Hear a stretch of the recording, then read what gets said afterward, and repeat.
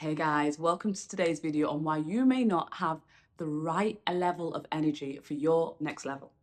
And if you're new to my channel, hello, my name is Alika. I'm an energy strategist and a trusted advisor for purpose-driven leaders who want to have so much more impact in the world, but have recognized they may need to manage their energy in order to do so. So if you like the sound of that, what are you waiting for? Hit subscribe because this is where I share those insights.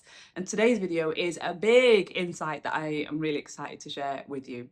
So I want you to imagine that you come home every night and you notice your partner extremely stressed. And when you speak to them, it typically is about expenses. But you also notice that they spend a lot. You see them buying clothes all the time, they drive a nice car, you live in a nice home, they want to go for beautiful dinners, but yet they seem stressed all the time about money.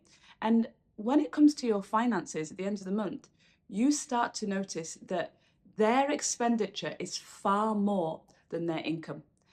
How long would you leave it before you have a conversation?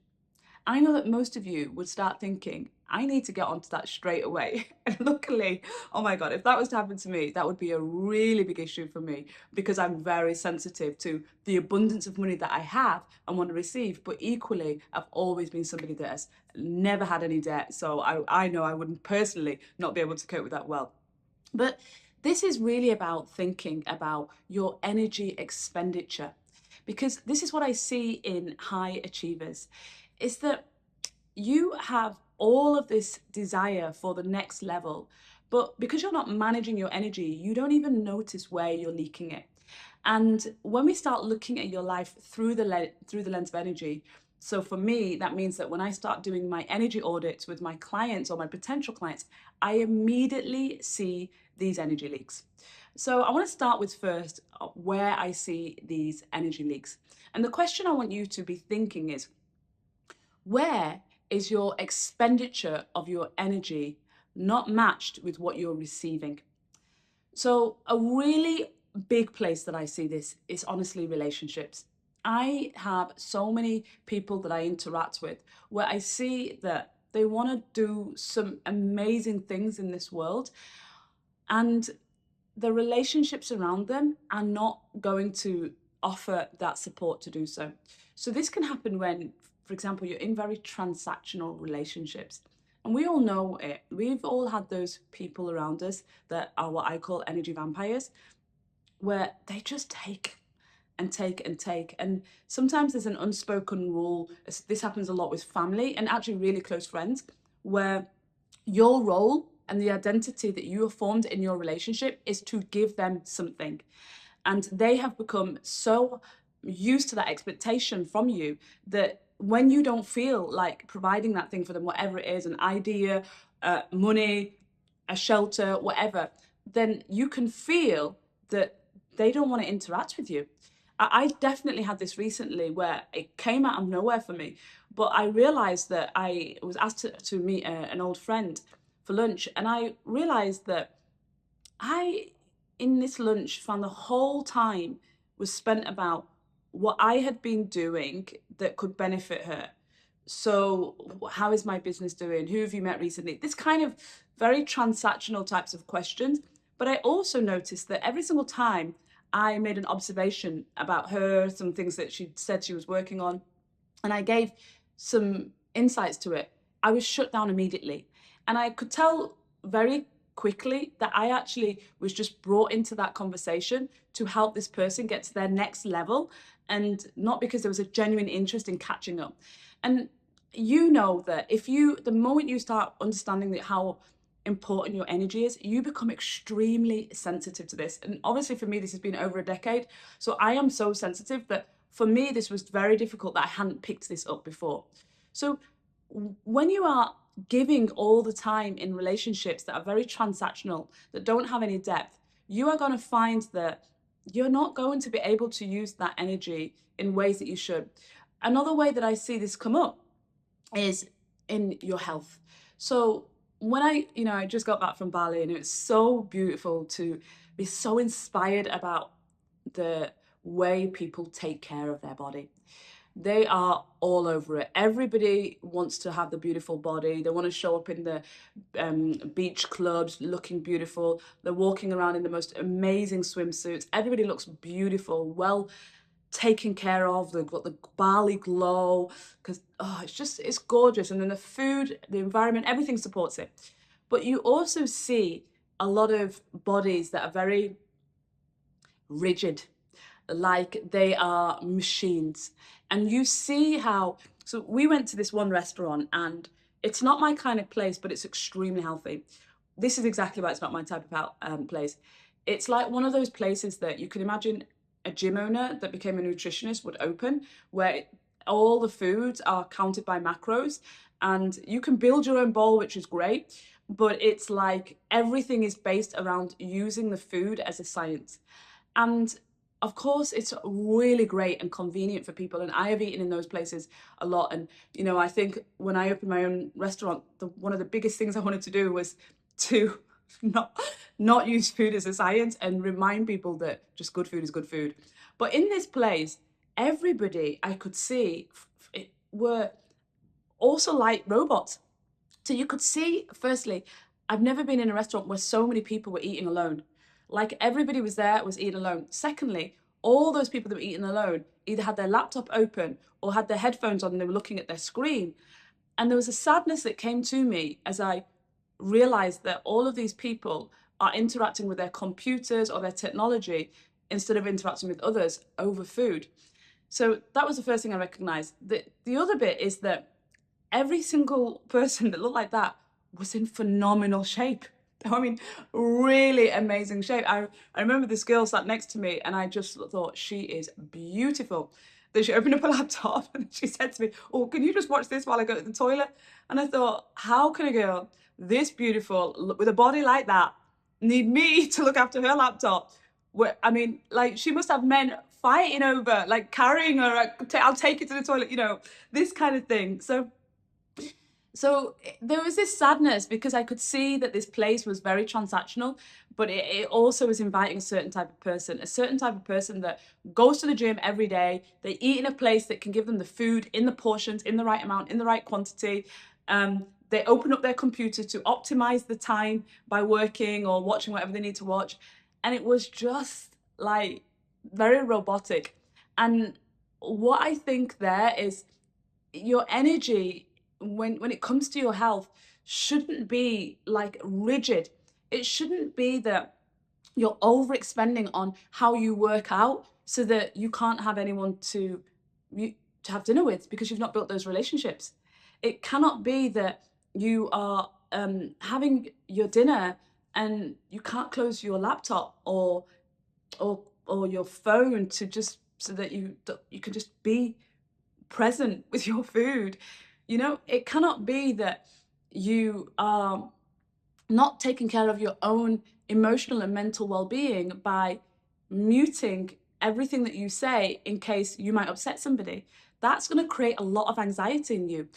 So this can be where you're just giving energy so much to your health that, or one element of your health, that you're not noticing where you're not getting the rewards from that. You may have the beautiful body, but you're not getting rewards of who can enjoy that beautiful body, you know? Like you're getting the food in the optimal way, but you're not being present with the food so that your digestion works optimally when you eat the food.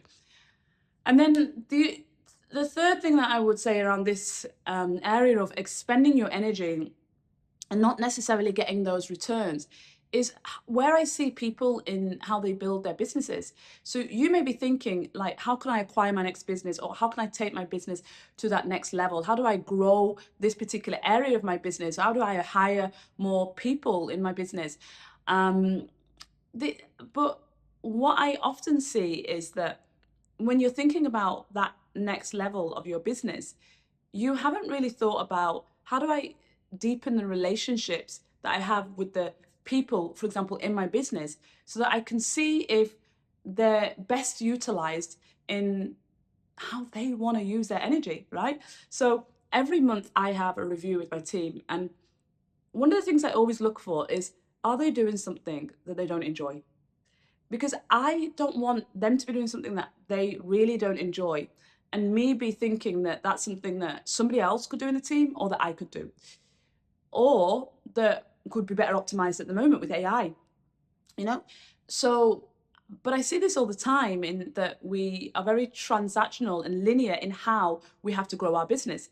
I also see it where, people are looking at all the different strategies that they can grow, scale, or acquire new businesses, but they are not willing to look at how they collaborate with other people. And because a strategic alignment, like a strategic partnership, can bring about such profound, especially my clients that have got smaller businesses, they can bring about such a profound change to what you get back in return from the same work or less. And so you could be looking at, okay, my branding strategy, because it makes you feel like you're doing a lot, you're keeping yourself busy. You can be looking at your scalability, the numbers, how many more people can I hire, but not be thinking about how can I partner with somebody that serves the same people as me, but there is no conflict of interest, and I just be vulnerable and say, I really want that growth. I really need some other alliances to grow and scale my business. I would love to see if we could partner together. And I do think that when I look at people that are not doing this, and I've actually included myself in this for sure, it's definitely been a weak area of mine, having like previously a very lone ranger approach to my business. It's really about being vulnerable to admit that either your business or you need help. And I was speaking to a really old friend of mine in Bali that I met up with, and he's had phenomenal success in a particular business area.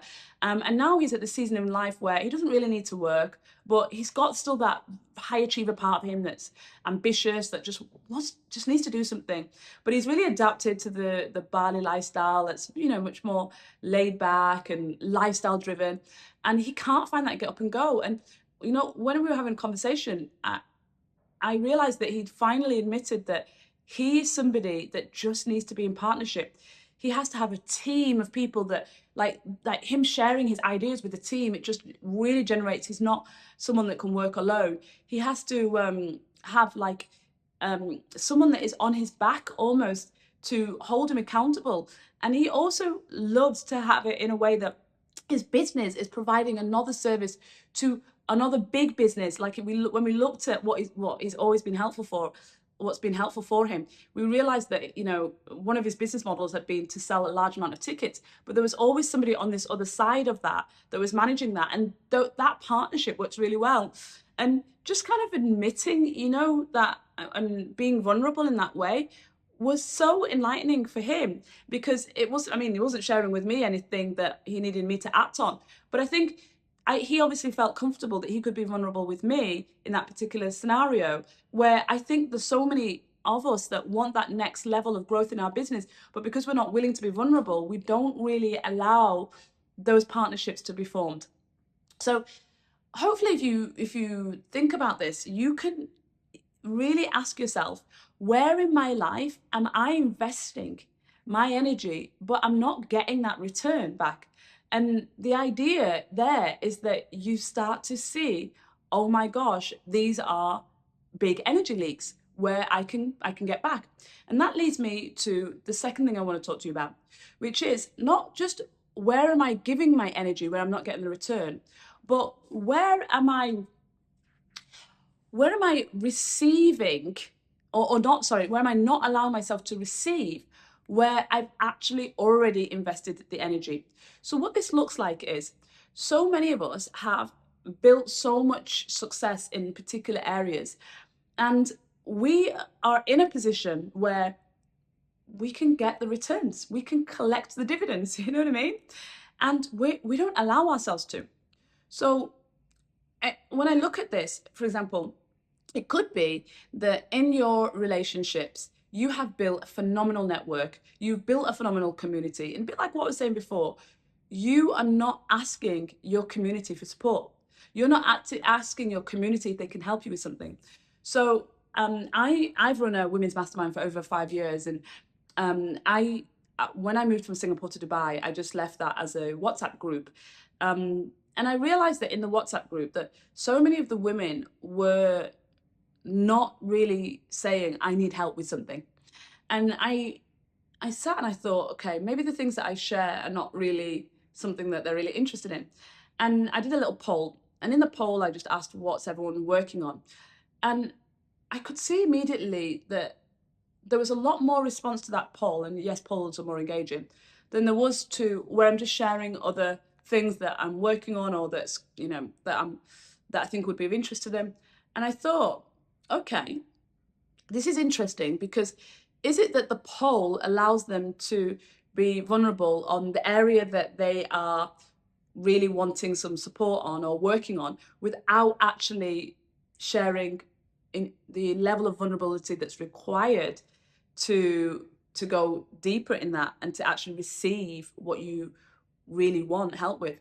Or is it that they are just not willing to say, I need help with this. Does anybody have this? Because they just believe that they're just supposed to get their heads down and do it. But then when somebody asks them, they're willing to show, oh, well, actually, yeah, I could really need some help on this. And, I think that when we are really thinking about how our relationships can give back to us, nobody wants to be transactional. Nobody wants to feel like I'm giving just so that I can receive. But there is a point where you start to realize that you have invested in your relationships, and it is okay to say, I need help with something. And, I know that so many families also have this, like, this is a really big example I see in couples that I speak to that have been married for a long time, where they have a marriage, they've invested in it, and maybe the woman feels like she's invested more. Maybe she was a stay-at-home mom, or she did something that she maybe feels like, she's really invested in the relationship. But then because there comes a time where, for example, the kids have grown up, or they've left the nest, and you're like, okay, now it's time for me to, figure out my identity or work on this part of my own identity. And you're not willing to take that. So they hold on tightly to the children's new habits and hobbies, and or what the partner's doing. And, instead of just going, actually, it's time for me to reap the return of this. It's time for me to go, okay, I think I'm willing to put myself first. And this is one of the biggest questions I ask when I do energy audits for people is, are they willing to put themselves at the top of the list so that they can actually have the breakthrough that they want for their next level, that they're admiring from other people? So we can really look at, where are we able to take back and benefit? And then I also know that when I think about, like, in exercise, like, for example, when I went to Bali, I knew I didn't want to go to a gym, and there's some of the best gyms in the world. Like, honestly, how they equip the gyms there, actually some of the most expensive gyms also in the world. But it was really interesting just looking at it, because it wasn't expensive, because it was so valuable to people that were going to Bali to really invest in their body. And, this particular area of Bali has people going that want to spend 1 month just focusing on the body. So these gyms are so valuable to those people.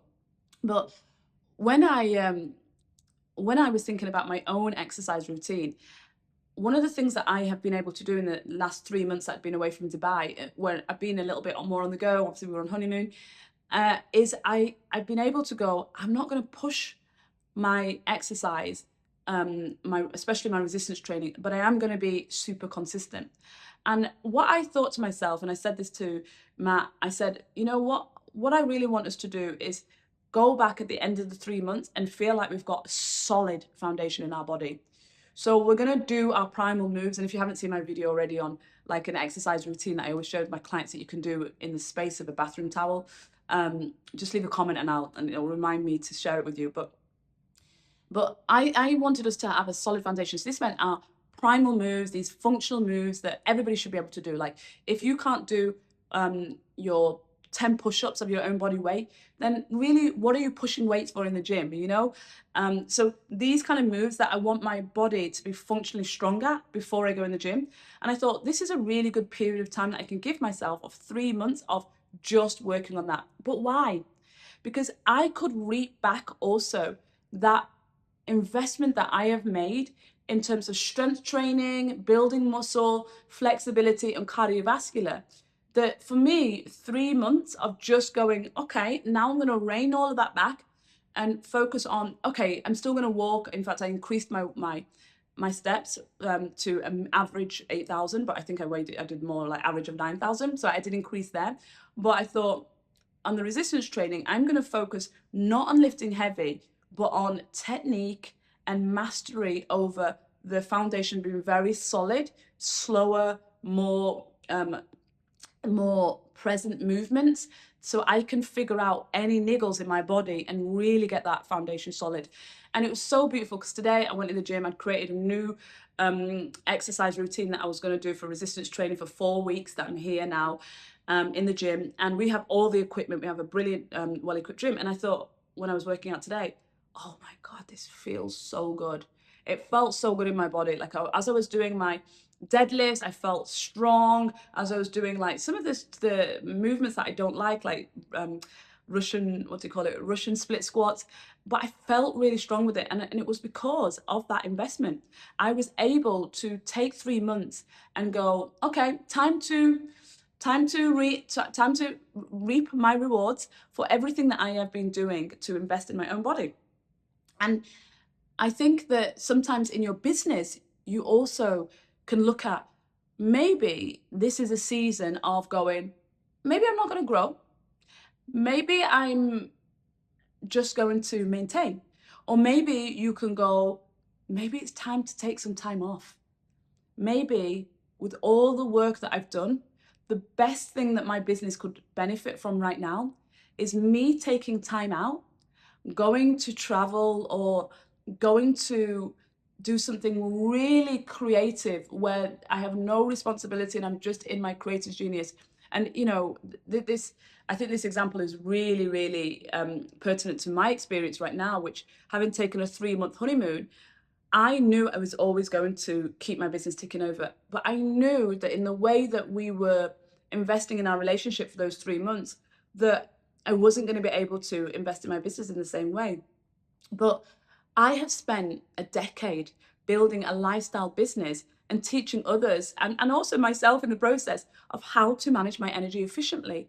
And so this for me was the 3 months where I got to go, okay, I can afford to reap the rewards from everything that I've been building for the last 10 years. And also, if it doesn't work out or if I feel like it's a struggle, this will actually teach me, what do I need to put into place? And there were some things for sure.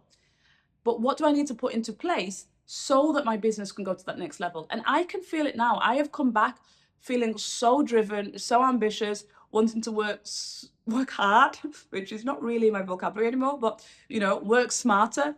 And all of that is because I decided that I'm going to now reap the rewards of all of the decade and more that I have spent in managing my business and building my business so that it can build around the type of lifestyle that I want. So again, the question here for your reflection is to think, where have you already made that investment, but you haven't allowed yourself to receive the rewards? Now, the last thing I want to talk to you about how you're going to manage your energy efficiently is going to be about, what do you think you want to do with this energy?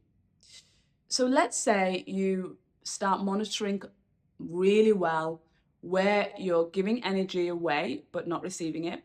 You also manage well where you've given the energy but you don't allow yourself to reap the rewards. Then if you manage that well, you can look at this bit, which is, where am I going to put that newfound energy? So for example, I put that newfound energy into my honeymoon. But you may want to put that newfound energy into your body. You might start going, okay, what I'm going to do with my body is I am going to really start eating really well, because I'm going to the gym, I'm working out, I'm doing heavy weights, I'm really pushing my body. But now I'm going to really start focusing on nutrition. I'm going to start eating like an athlete. Okay, maybe a bit too disciplined, but I'm going to start really enjoying my meal. Maybe I'm going to invest in higher quality ingredients and go organic.